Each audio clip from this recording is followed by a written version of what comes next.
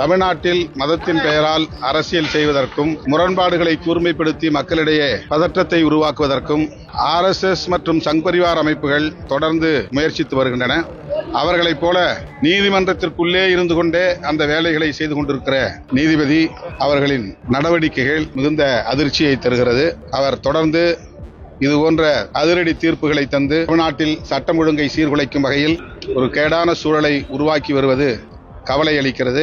அவர் அந்த பதவியிலே தொடர்வதற்கு நீடிப்பதற்கு தகுதியுள்ளவர் தானா என்கிற கேள்வி எழுகிறது. மதிப்புக்குரிய திருமாவளவனை பார்த்து நான் கேட்கிறேன். இப்ப இன்னைக்கு இவ்வளவு பேர் வந்திருக்கிறோம். ஏதாவது பொது அமைதி வந்திருக்கா? நீங்க பாத்திருக்கீங்களா? நீங்க சொல்லுங்க, நீங்க மட்டும் சொல்லுங்க. ஏதாவது பொது அமைதிக்கு குந்தகம் விளைவிக்கிற வகையில எங்கேயாவது இருக்குதா?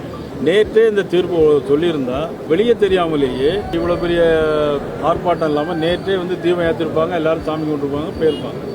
ஆக இதுல குந்தகம் விளைவிப்பது யார் அப்படின்னா தமிழ்நாடு முதலமைச்சர் ஒருதலை பட்சமாக வாக்கு வங்கி அரசியலுக்காக பெரும்பான்மை சமுதாய மக்களை புண்படுத்துகின்ற வகையில் சிறுபான்மையின் ஓட்டுகளை வாங்க வேண்டும் என்பதற்காக தேர்தல் நெருங்கிக் கொண்டிருக்கிற இந்த சூழ்நிலையில் தேவையில்லாத குற்றச்சாட்டுகளை நமது மதிப்புக்குரிய திருமாவளவன் அவர்களும் இந்த நாடாளுமன்ற உறுப்பினர் திரு சு வெங்கடேசன் அவர்களும் நீதிமன்றத்தையே நீதிபதியே அவதூறாக பேசலாம். ஆனால் இதே நீதிபதி தான் பழனி மலையை சுற்றி உள்ள அடிவாரத்தில் அனைத்து ஆக்கிரமிப்பு அகற்ற வேண்டும் சொன்ன அது நியாயமான தீர்ப்பு. அது மட்டும் இல்லை, ஒரு நீதியரசரை அதாவது என்னன்னா நீதிபதியை குற்றம் சாட்டினால் அதுக்கு என்ன தண்டனை உண்டுமோ அதை தமிழக அரசு நிச்சயமாக கற்றுக் கொடுக்க வேண்டும். ஒரு பிரச்சனையும் வந்திருக்கு. நேற்றே அழகா கார்த்திகை தீபம் ஏற்றிட்டு போயிட்டே இருப்பாங்க. இன்னைக்கு இவ்வளவு பெரிய போலீஸ் கெடுபிடி